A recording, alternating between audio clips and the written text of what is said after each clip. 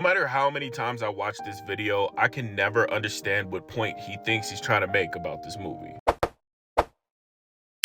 I want to talk about one moment that exemplifies how much Zack Snyder's insistence on spectacle isn't just gratuitous, but frequently undermines the story he's trying to tell. So spoilers, in the big finale, Superman makes his entrance to save the Justice League by swooping in to tank Steppenwolf's giant axe. If you listen, you can still hear the echoes of all the Snyder bros going, yo! Yeah, it's a fun badass moment for sure, until you realize what this Superman has gone through and how reckless this would be for him to do. Think about it, his last fight before becoming Knight of the Living Cow, he was very much impaled by a mid-game boss in the Lord of the Rings PlayStation 2 game. That's his last memory. He does not know Steppenwolf, his power level, connection, if any, to Kryptonite. All he knows is that it's possible for him to be pierced like a cocktail olive. So I don't know, maybe discretion should be key? And if you're typing in my comments right now that I'm taking all of this way too seriously, that I'm nitpicking, and that, well, you don't think about things like this, that's fine. Just know that there are a lot of people who do think about it, whose enjoyment of a narrative kind of relies on consistency of character motivation. And the staging of a guy who just got over the trauma of being stabbed and telling the love of his life he's not going to waste this new chance just jumping in front of an axe seems like the filmmakers don't really care about the story they're asking me to sit through. And things like this, they add up.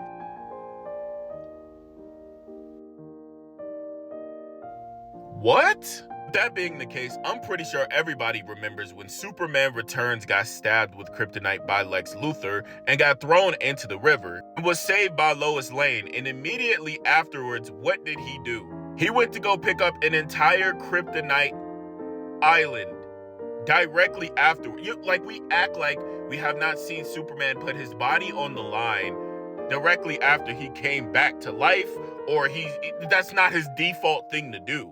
If your critique is he's too reckless with his life, he's always been, ever since he put on that suit, he's always been depicted as a person that would shield himself against bullets or threats or whatever. He will always put himself in danger, like how he did when he went on that Kryptonian ship, knowing that he has the ability to hurt Superman. Like, every time we see Superman on screen, he always puts himself in a predicament where he could potentially get hurt to help other people. And if you want to make it more simple, everybody that knows Superman knows that the black suit helps him absorb more solar radiation, which makes him in turn more powerful. So with whatever that happened with Steppenwolf, he already knew he was going to be able to defeat him because he knew that he had to save the world. Like, it's a known fact that Superman will dive headfirst into a situation and figure it out as it's happening before actually planning it out and having things figured out. Unless they're depicting a more experienced Superman, which in this case, he's only been Superman for maybe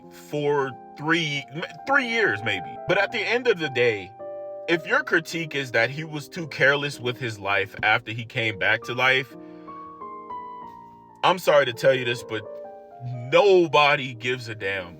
And I'm not finished with the point of him saying that Superman was being irresponsible with the life that he just got back.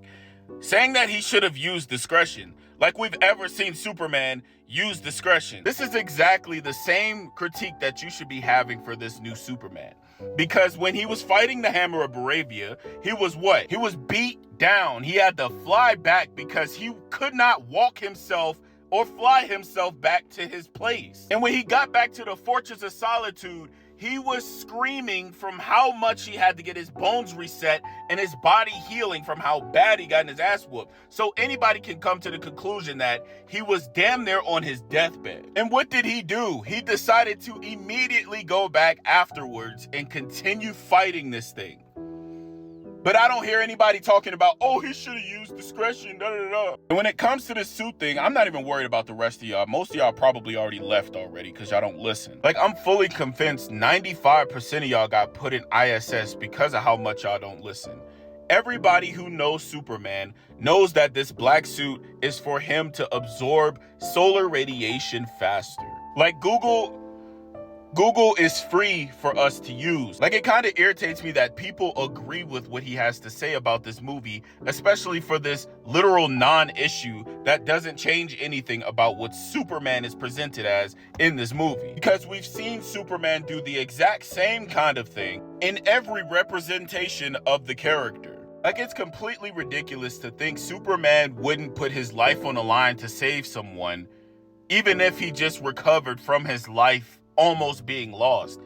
Like, we haven't seen him do this for 80-something years. But no, it's okay to only highlight one Superman by nitpicking a whole bunch of stuff that doesn't change the character of Superman at all. But when other Superman do it, it's nothing to think about at all, right? Y'all wonder why so many people talk shit about certain Superman. I'm not even, you know what? I'm trying to turn over a new leaf. But you guys make it hard when y'all are willfully ignorant about the material that is presented to y'all. Just because you dislike the Superman doesn't mean you get to be disingenuous towards the Superman. Just because you like James Gunn's Superman doesn't mean the other Superman has to be bad.